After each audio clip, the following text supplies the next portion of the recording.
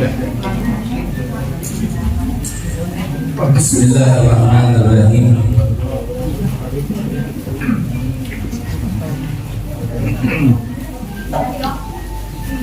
Assalamualaikum warahmatullahi wabarakatuh.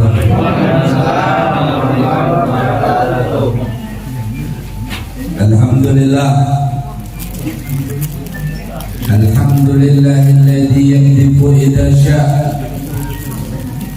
fi qulubil muridina lawatal iradah wa yuj'iduhum ila sulukis sabilis sa'adah allati hiya al-iman wal ibadah wa mahru kulli rashmin wa adab wa nusalli wa nusallim ala sayyidina Muhammadin sayyidi ahli siyadah wa ala alihi wa ashabihi sadatil qadah, amma ba'd.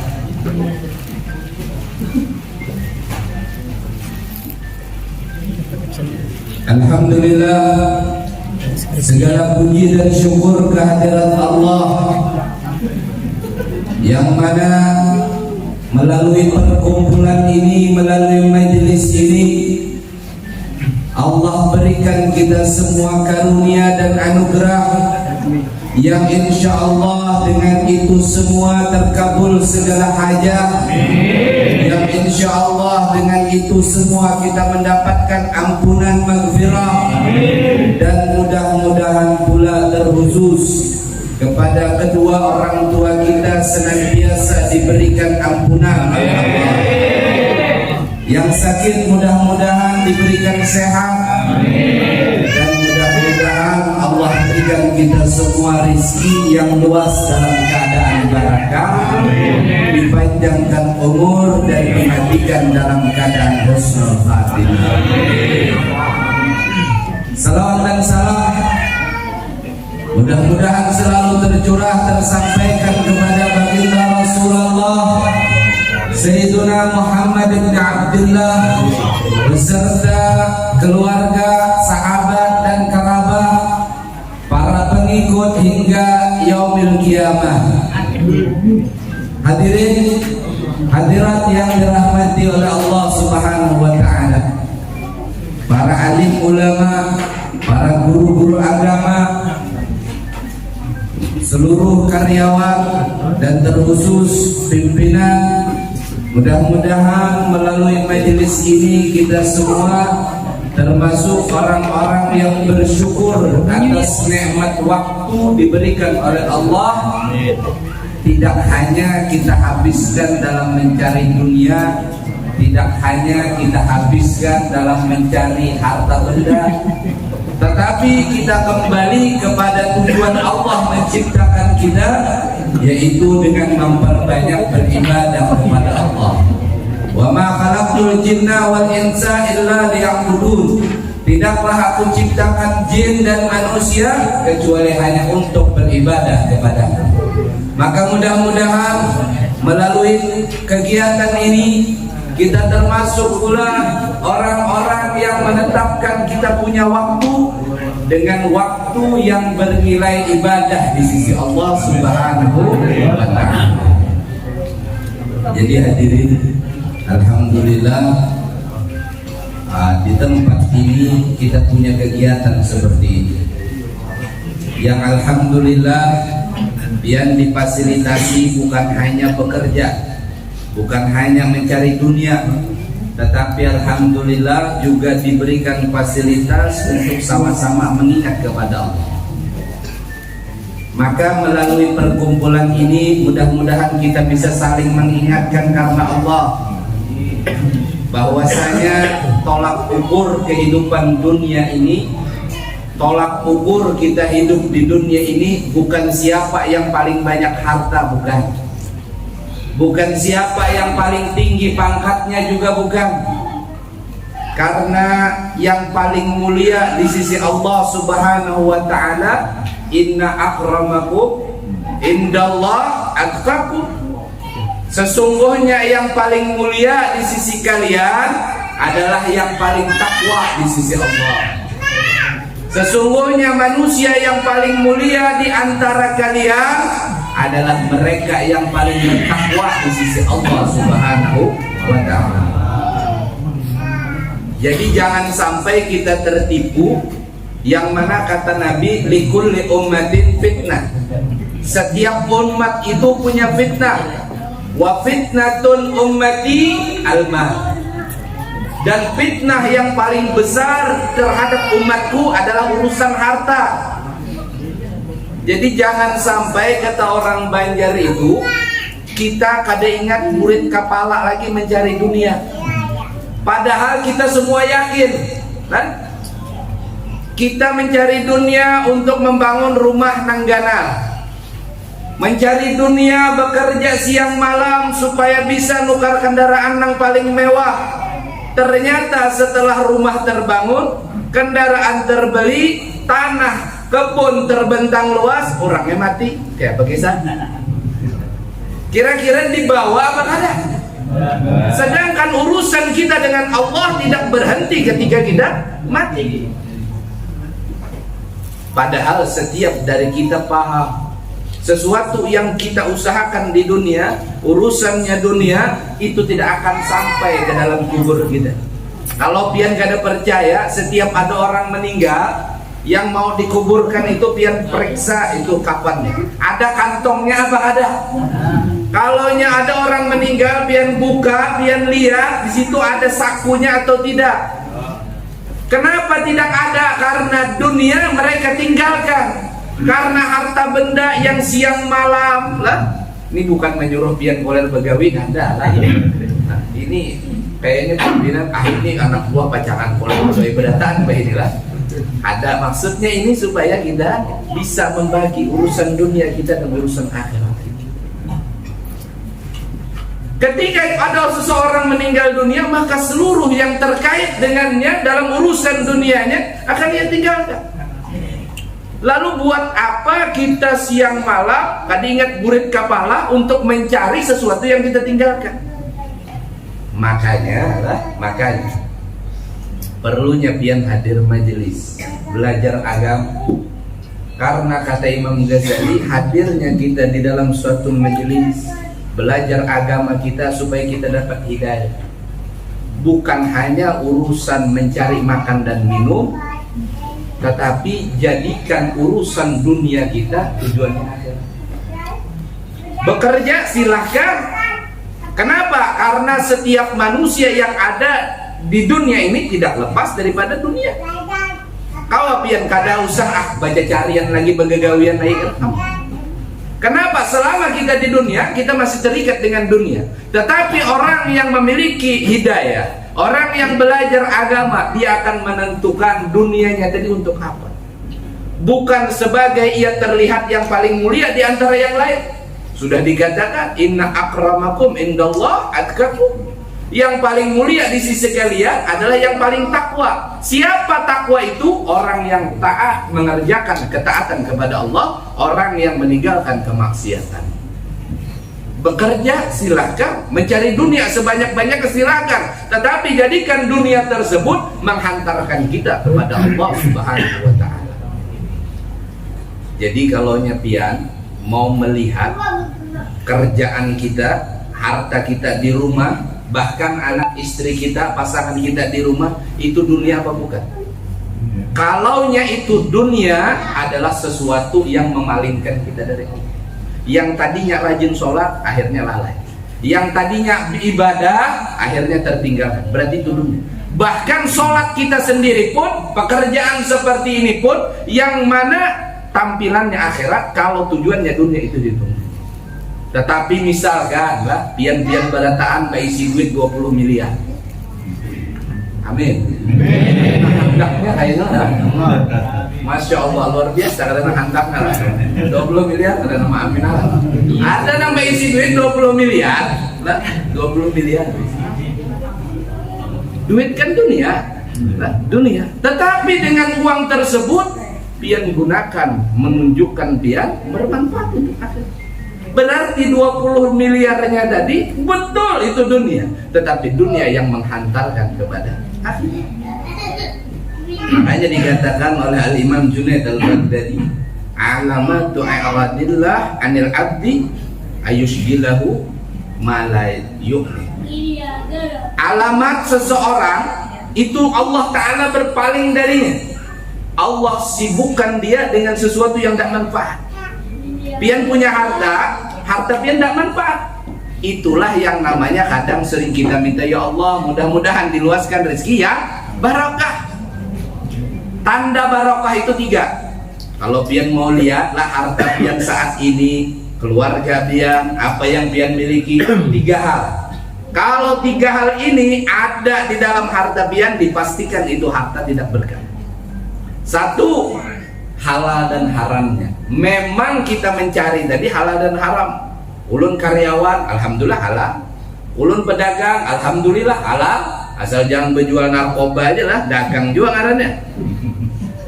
Halal haramnya, kalaunya itu diambil daripada sesuatu yang haram, caranya haram, itu dipastikan tidak akan melahirkan keberkahan. Yang kedua,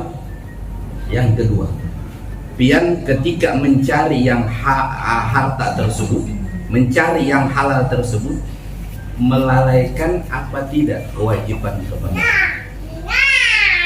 Kalau misalkan pian bekerja, alhamdulillah kerjaannya halal, gajinya halal, tetapi ketika bekerja sholat 5 waktu tertinggalkan.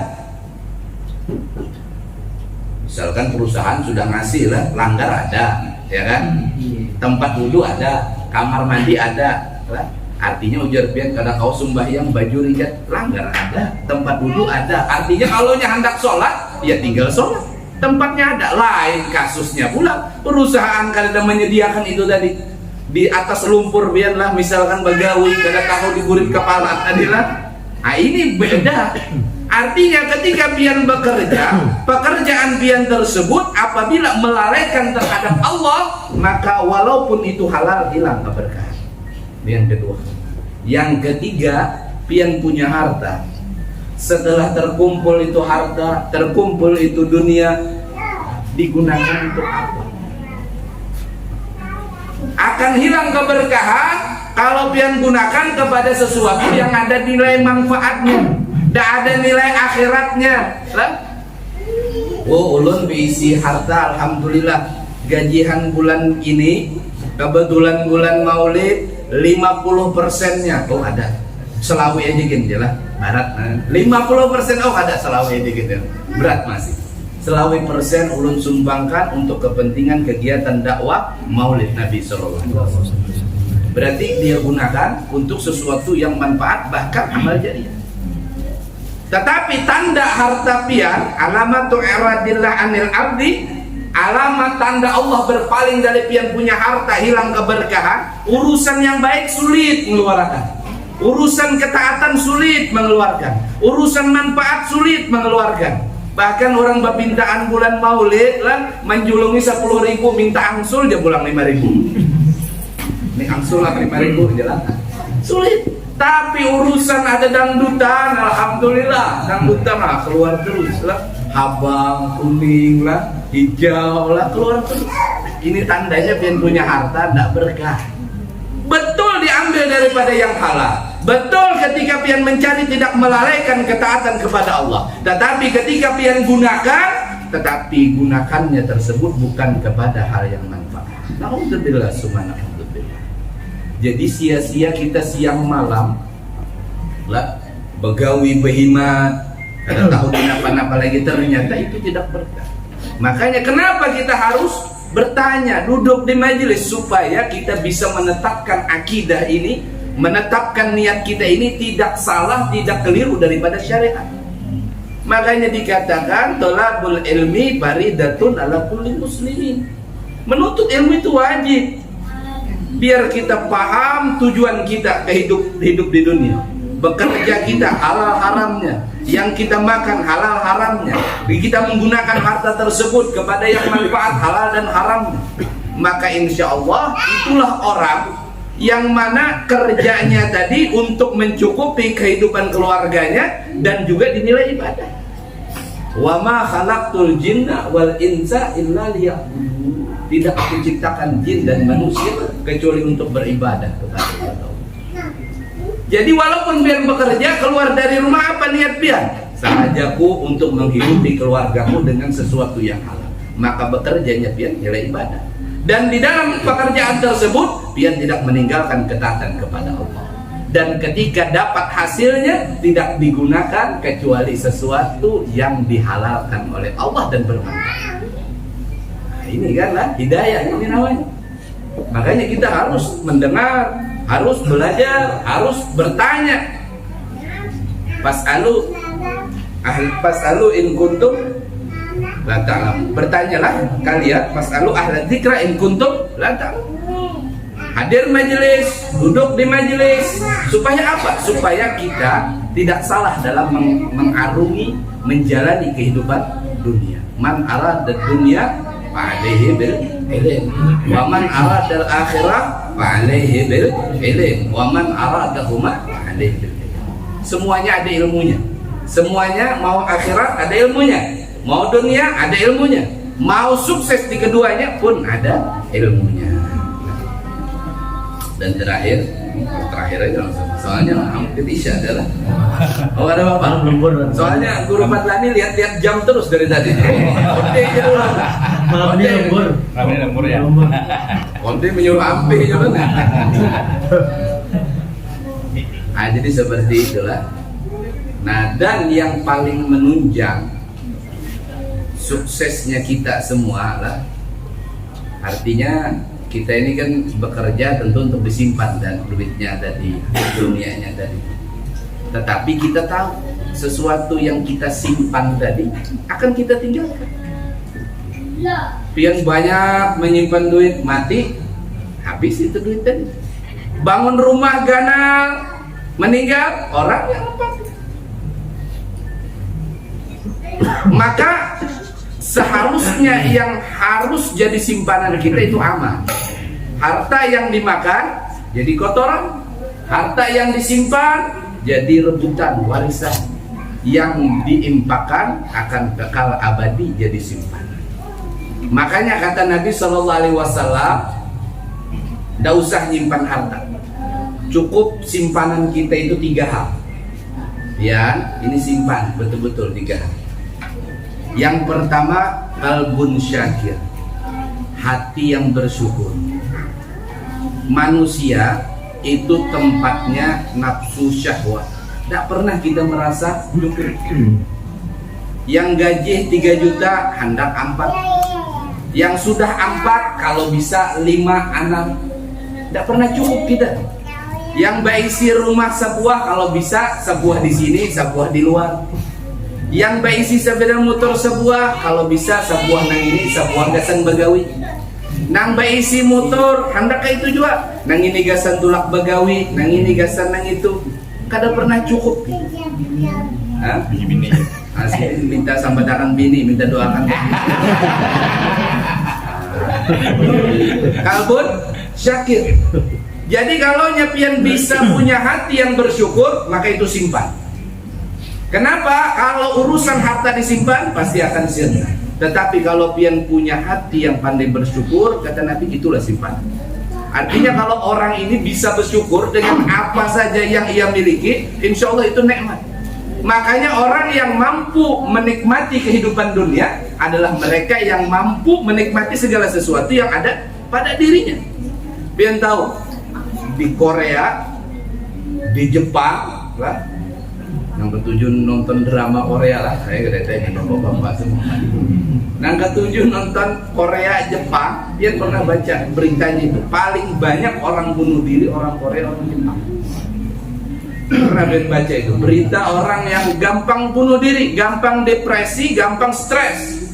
Tetapi anehnya lah, mereka itu negara maju, gaji sekian, pekerjaannya mapan.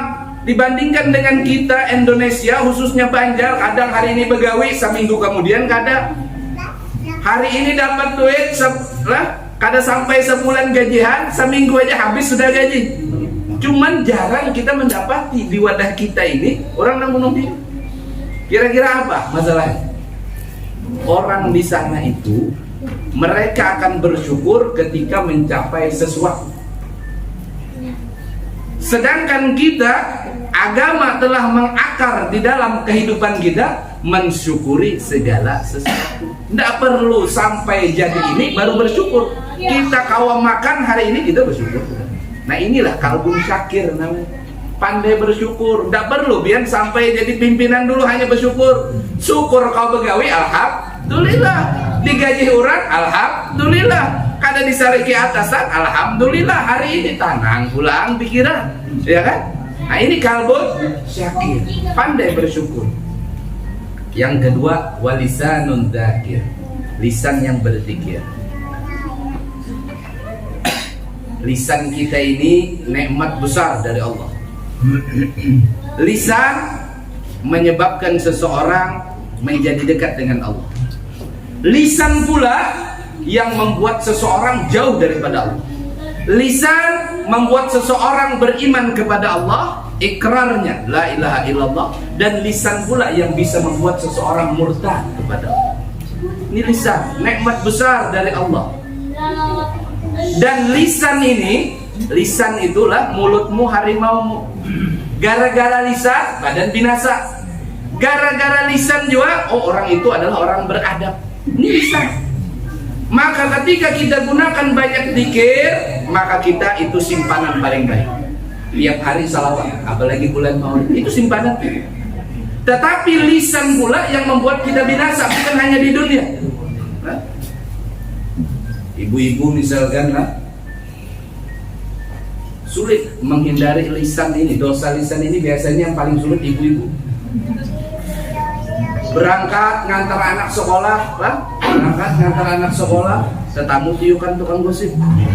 Hendak diliungi, dia bubuhan tukang gosip itu kawan. Hendak ada duduk di sana, dia dipadahkan orang sombong, dia duduk kan sambil mendengarkan. Ulun kada umpet sama gosip cuman mendengar. Gara-gara pian mendengarkan tadi menjadi gosip lah. Nah ini lisan. Tapi alhamdulillah, inilah jangankan pakai lisan, pakai jempol pun kawat tidak menggosip. Kemana sana kemana, ini lisan. Makanya ketika seseorang bisa menjaga lisannya, walisanun dzakir, maka itu simpanan yang paling baik di sisi Allah. Melebihi harta, melebihi harta. Nah ini yang paling penting, terakhir. Yang ketiga, yang simpanan paling bagus kata Nabi SAW, wa zaujatun salihah, pasangan yang solehah. Nah ini jadi pian lah, ini khususnya bapak-bapaknya dulu lah. Kalau mau lihat simpanan pian yang paling baik, itu punya pasangan yang soleh. Kenapa? Karena perempuan ini di balik layar. Jadi biasanya laki-laki itu tergantung nang di belakangnya. Bilanya nang bini hendak menyetel baik, baik nang. Bilanya nang bini hendak menyetel buruk, buruk. Buktinya apa? Coba biar lihat ada kekawanan di antara pian pina meribet-ribet di gawian. Pina namanya nyari, itu pasti mbak di bangai pina.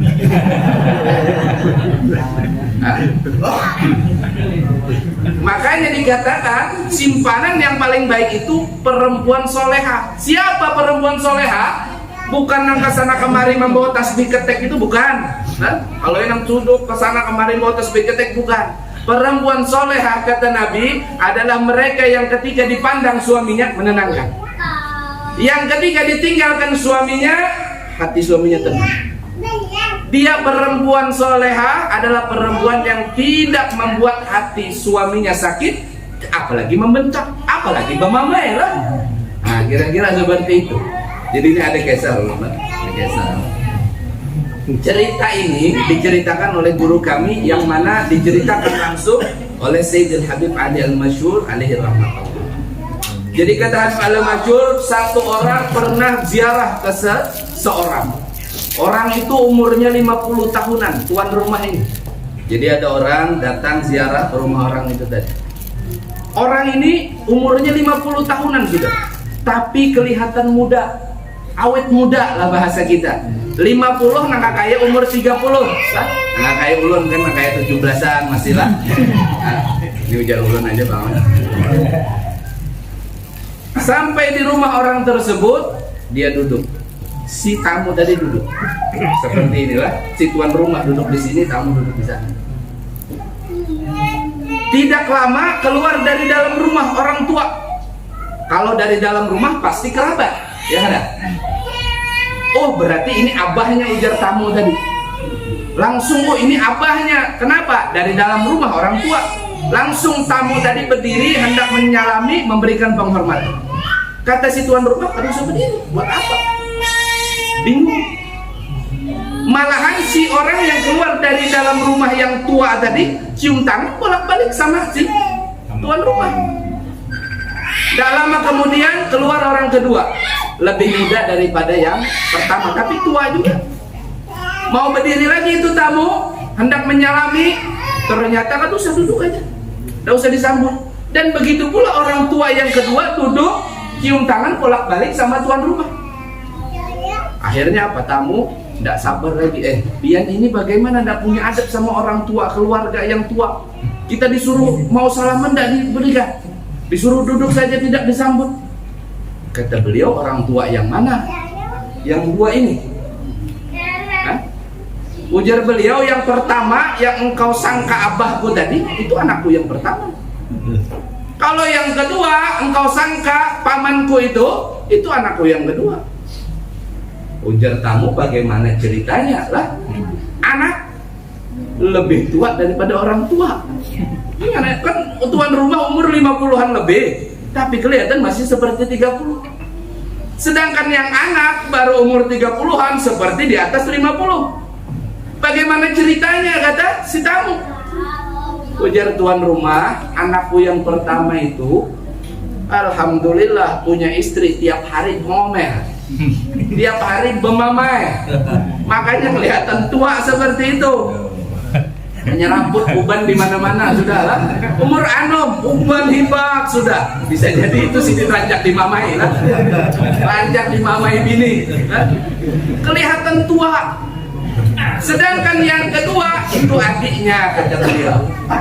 Kalau yang adiknya ini kenapa terlihat lebih muda? Ini tak bagus sedikit. Kalau nang tadi saban hari, kalau ini kadang 3 hari sekali, 4 hari sekali dimamai bini. Lah bagaimana dengan engkau? Kata, demi Allah, kata beliau, dari aku akad nikah, kabil tuh nikah, saya terima nikahnya sampai sekarang. Puluhan tahun aku berumah tangga, tidak sekalipun istriku pernah ngomel. Jadinya ini tolak ukur lah, pian kelihatan toha, ini pilih dia, pemamaian. Makanya jangan heran lah, urusan duit pun lelakian itu ada nunggu persetuan istri. Makanya suatu ketika dalam suatu majelis, Al-Habib Ali bin Muhammad bin Husain Al-Habsyi pernah menceritakan tentang keutamaan sedekah. Apalagi pian bersedekah di bulan Maulid lah, untuk peringatan Maulid. Kata beliau, tidaklah seseorang mampu mengeluarkan hartanya bersedekah melainkan dia telah merobek 70 kerongkongan iblis. Wah, ada orang mendengar di majelis beliau, salah satu Habib, saya izin, mau kemana? Kata Habib Ali bin Muhammad bin Husain, pengarang Maulid Simtuddurrah. Saya mau pulang, mau mengamalkan yang barusan saya dengar, sedekah. Pulang dia ke rumah, lari, ngumpulkan berasnya, ngumpulkan gandumnya, ngumpulkan hartanya. Ketemu sama istrinya, mau diapakan itu semua? Kata suaminya, barusan aku dengar tentang keutamaan sedekah daripada Sayyidil Habib Ali bin Muhammad bin Husain Al-Habsyi. Wahai suamiku, kata istri, ini kalau disedekahkan semua nanti repot lagi kita ke pasar. Kalau ada duitnya, kalau tidak ada bagaimana? Ya sudah, engkau hadir majlis itu keutamaan sudah. Akhirnya apa? Tidak jadi sedekah, kembali ke tempat Habib Ali. Belum lah. Pulang, kata Habib Ali. Gimana? Sudah. Alhamdulillah ya Habib Ali, 70 mulut iblis telah kurobek. Ternyata yang terakhir ada ibunya iblis di depan. Perempuan itu, siapa ini? Wanita. Makanya Nabi SAW mengatakan, baiti jannati, rumahku surgaku. Kenapa? Karena Sayyidatuna Khadijah al-Kubra seumur hidup Nabi jangankan ngomel, bermuka masam aja tidak pernah. Makanya Nabi di luar mendapatkan kesusahan, cacian, makian, masuk dalam rumah tenang beliau. Kenapa? Beliau punya simpanan yang paling baik, yaitu istri yang salehah. Amin.